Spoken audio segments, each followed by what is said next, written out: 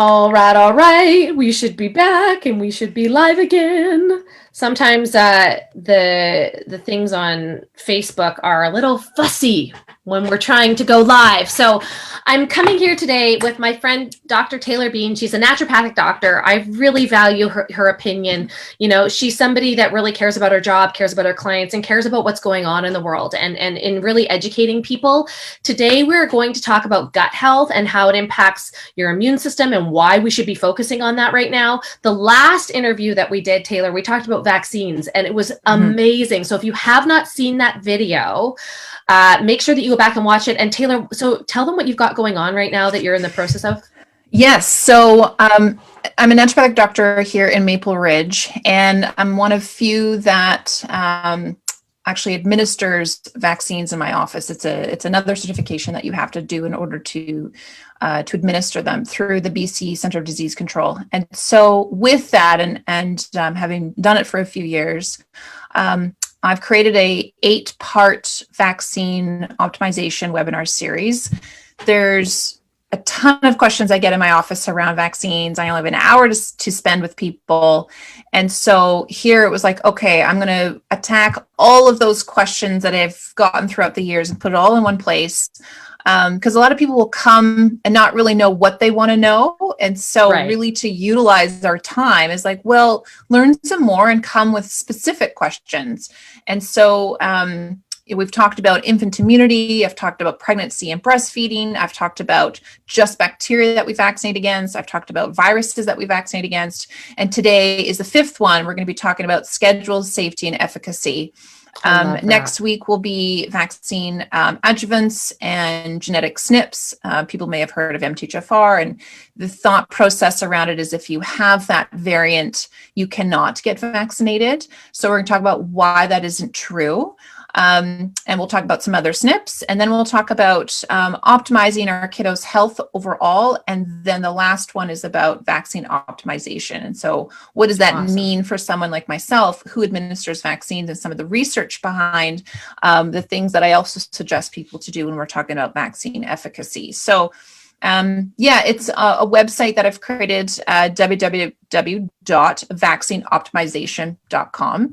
And so you can sign up there, and I will be having, because it's sort of the first big round that I'm doing, I'm going to put them each individually later as well. So you don't have to do all 8. You can pick and choose what you want. And then different things that, I'm learning, I'll record and put it there. And so, cause it's a continuation, it's a sort of forever learning. So, I love that you say that, Taylor, because I've really truly learned that when you start asking questions, if you really want to learn something, ask better questions, do some research and ask better questions. Don't ask just general questions, because you're not going to get the answer that you want. Totally.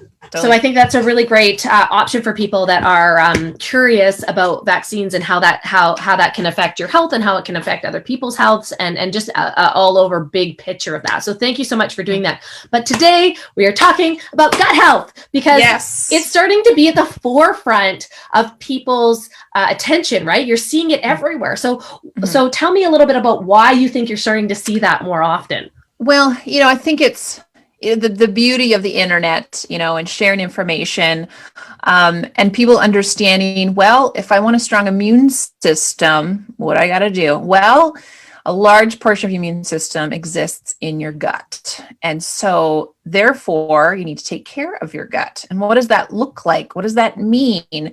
Is drinking pop and fast food every day a good idea for your gut? No, it's not. So what do we do?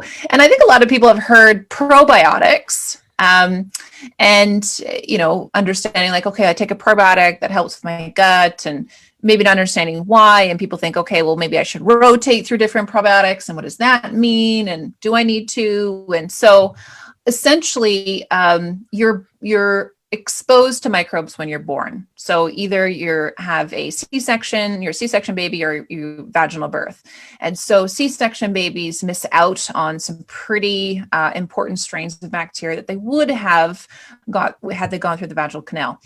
So there's research now around how you can do vaginal seeding. So it's something that you talk to your midwife or doula about if you have a C-section, because you want your baby to expose to those strains. Because if you're born in a hospital, you will be more exposed to things like staph.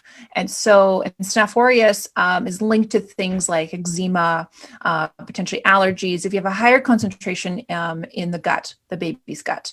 So then with breastfeeding, though, of course, you will expose baby to whatever is within your gut. Now, if mama has a poor gut, baby will be a reflection of that as well.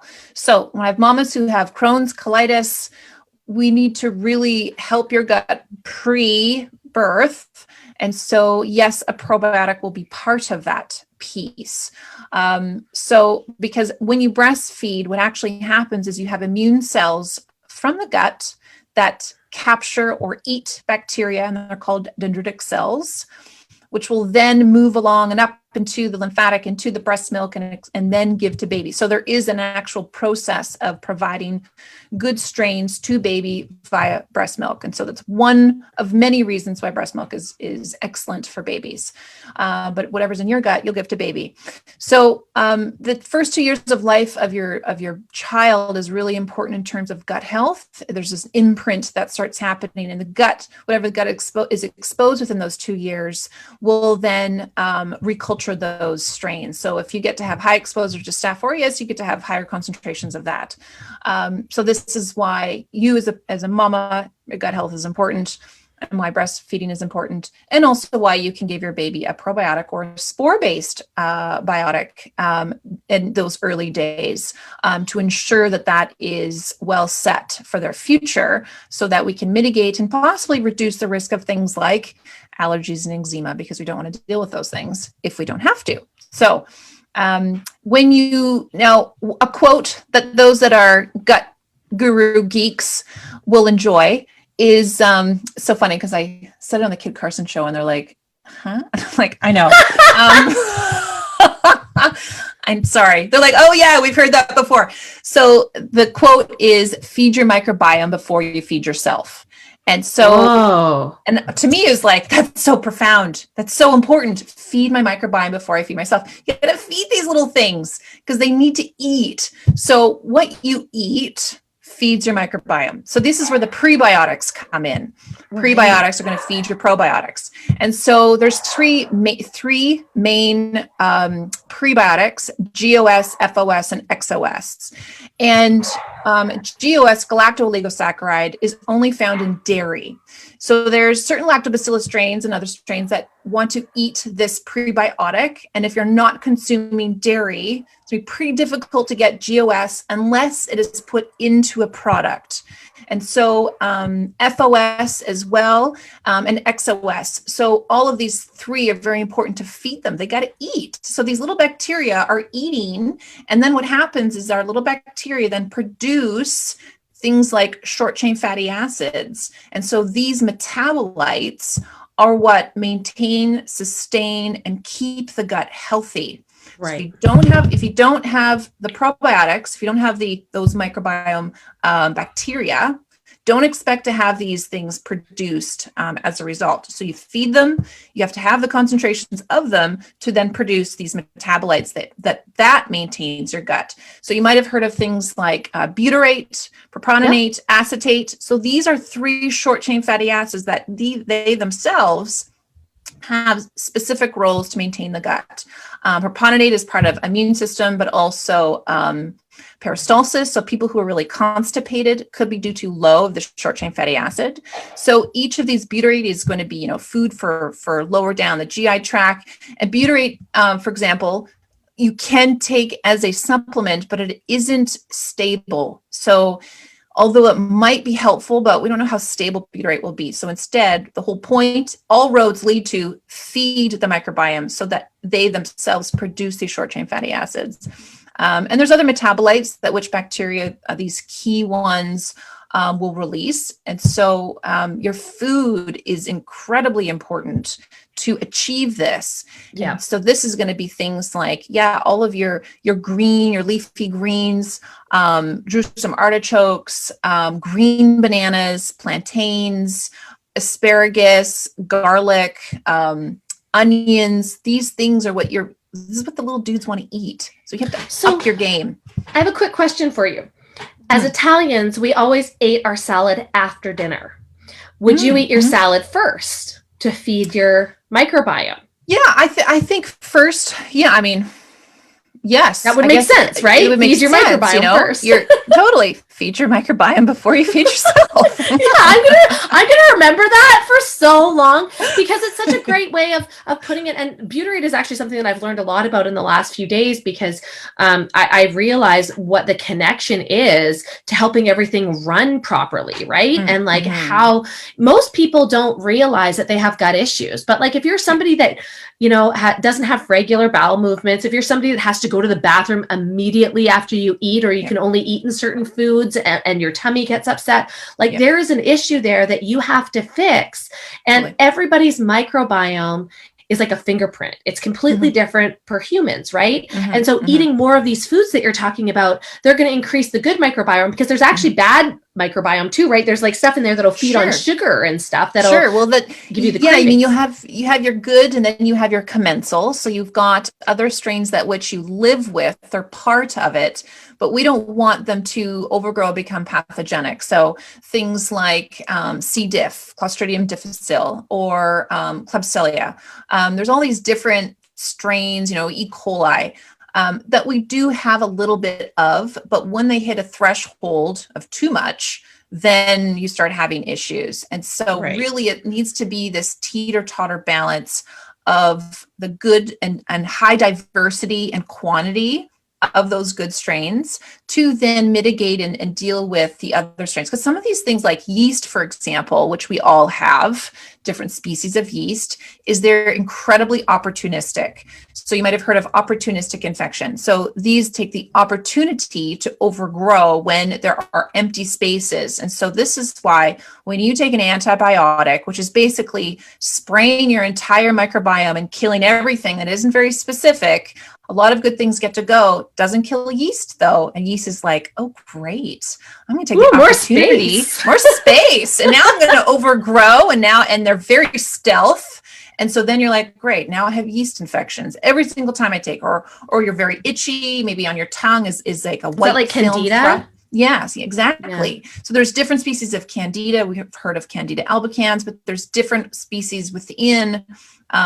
So there's different, so fun to go through. Okay. I think it's fun to go through the taxonomy of bacteria. And so we can start up at like kingdom, work your way down to families, but at the phylum is one area that we'll start at. Ascomycota is a family of basically your entire fungi yeast. And so then you go down to the families and then you go down to the species levels. There's different species as you go through the branching of learning about them. So you can have, a family of a whole bunch of species.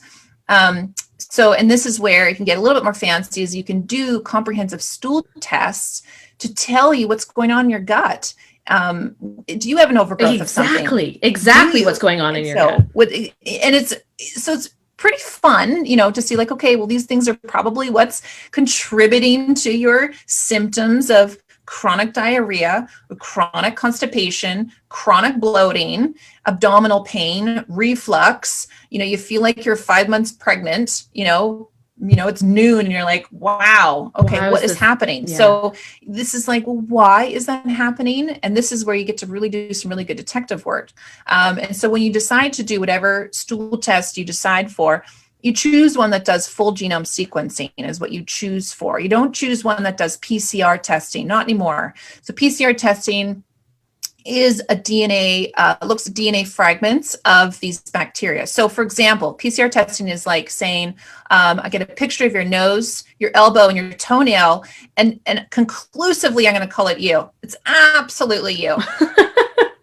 well, No, it's not. might not be actually. And so this is what PCR testing is. It's just bits of the DNA versus full genome sequencing. Is you get the full sequence of the genome to be like, yes, conclusively it is this pathogen. And then as a clinician, then it's not a guessing game and you know what to do. I mean, that part is we do need to be told this is the problem. And if I know the problem, I know how to fix it usually. So that's why I don't want a guessing game ever. Now, culturing is another option. If you have a stool test that does culturing, then that's very good. You're regrowing the problem so you know it's actually pathogenic and it's an issue you need to address. So, but these comprehensive stool tests are going to look at other things like zonulin. So zonulin is what we can look at in terms of if you have leaky gut. Leaky gut used to be considered quackery until research. Which is crazy. Right. And as naturopathic doctors, you're like, yeah, we've talked about leaky gut for decades. But hey, thank you. So there is zonulin that now can tell us that leaky gut is a problem. So intestinal permeability is understood within, the medical system now. So that can tell me, okay, because if things are leaking through at a higher rate than they should be, that's not a good thing. Of course, inflammatory markers you can look at. You can look at the immune system as well. Secretory IgA you can look at, and that can come up. Is it tanked? Is it high? That's telling me, okay, well, the immune system's on overdrive, because we want to make whatever you breathe in, right? You have this mucous membrane, nose, mouth, all the way down to your anus. It's the same mucous membrane. You breathe stuff in, then you want a healthy mucous membrane to deal with that as well. Right. So healthy. Right. So that's where water comes in, vitamin A comes in, these things that help support your mucous membrane so that it can deal with stuff that you're breathing in all day long. Because who knows what you're breathing in? Always. So there's environmental chemicals in everything, right? Or even in the products that you're using. There's if you're not paying attention, your body is having a hard time filtering, especially if you're not eating the right foods. Right. So yeah, I mean, this is when someone has high inflammation in the gut, and that can be due to overgrowth of bacteria. What can happen is some people, every single time they eat, they can have mini sepsis. So things can be leaking through. And every time you eat is like, oh my God, you feel terrible. You feel terrible. Yep. So, you're lethargic, pain, you name it, brain fog, headaches, can be skin, difficulty losing weight. There's all these things that could come with a disorganized microbiome. And so it's really important to take care of it. I mean, even there's certain strains with weight loss, for example, is always something that, we'll always be talking about. And there's certain strains, low of certain strains can contribute to the difficulty of losing weight. And those are your bifidobacterium. So, there's different angles for people of why they want to take care of their gut. But I mean, just being able to eat and enjoy food. I mean, I have patients who can only eat three things because every time they eat, they're just like, can't handle it. I feel terrible. And you don't have to live like that. I think so many people are used to feeling crappy all the time, and they don't realize how much it's actually impacting their health. Because when you get your guts happy, you don't go through that. There was a point in time that I didn't even want to eat anymore because it was so unenjoyable to me. Yeah. And I, we're talking about stool samples and really getting into this, why is that so important? If people don't take care of their gut health and they go years and years and years, how does that show up? Well, in a stool sample or in their life? Good point. In their life, I would, I don't want to make any assumptions. I am not a doctor, but I'm chronic illness, chronic disease, chronic fatigue, all of these things are things that you'll live with for the rest of your life if you don't pay attention and fix this. Totally. I mean, one is going to be mental health. I mean, there is just conferences on mental health and that connection with your gut health. Conferences that just focus on mental health and gut and the tie between those two.